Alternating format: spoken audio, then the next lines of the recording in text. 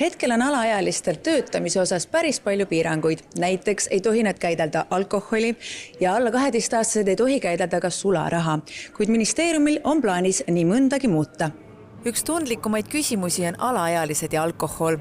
Praegu ei tohi alla 18-aastased lahtise alkoholiga töötada, kuid ühe ettepanekuna arutatakse alkoholi käitlemise lubamist alates 13-aastastele, et neil tekiks võimalus näiteks kohvikutes ettekandjatena töötada.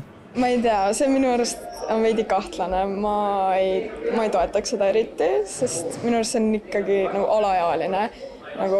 Alaealistel ei tohi niikuinii müüa, miks nemad siis peaksid ise tohtima müüa seda. Ja see on minu arust veider. Tööandjad näevad muudatustes võimalust leevendada hooajalist tööjõupuudust ning rõhutavad, et seniste reeglitega ei jõua paljud noored sobivate töökohtadeni. Alla 16-aastast noort on reeglite järgi väga keeruline palgata, et just seetõttu ka leiame, et selline diskussioon avada on õige.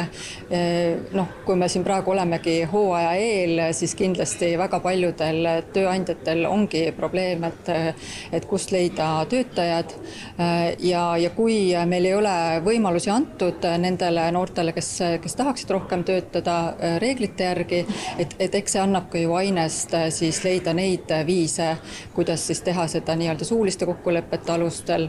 Nüüd soovitaksegi noortele luua laiapõhjalisemaid võimalusi suviseks või muudel vaheaegadel töötamiseks. Meil on direktiiv 94. aastast ees Euroopa Liidu tasandil, et siis väga palju võimalusi ei ole, aga midagi siiski, et saaks näiteks lubada lastel lapsevanema nõusolekul alati töötada suvevaheajal näiteks 2 kuud, täna on 1,5 kuud.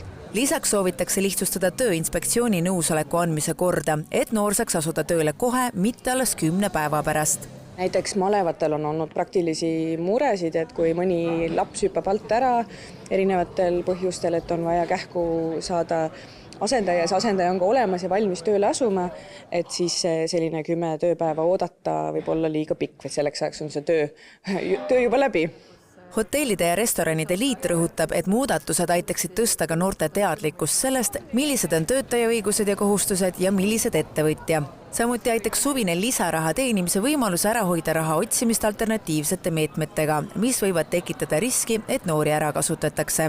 See on ka võimalus, kuidas tõsta teadlikkust tööõigusest ja juba väga noores eas, et kui sellega käiks kaasas ka selline riigipoolne tugi töömaailmast noortele sobivas kastmes, mis püüaks enda tähelepanu, siis oleks meie hinnangul ka üks väga-väga oluline puudus sellega kõrvaldatud.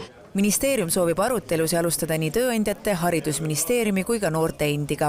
Vajadusel oleks valmis ka Euroopa Liidu tasandil senistele reeglitele uut pilku heitma.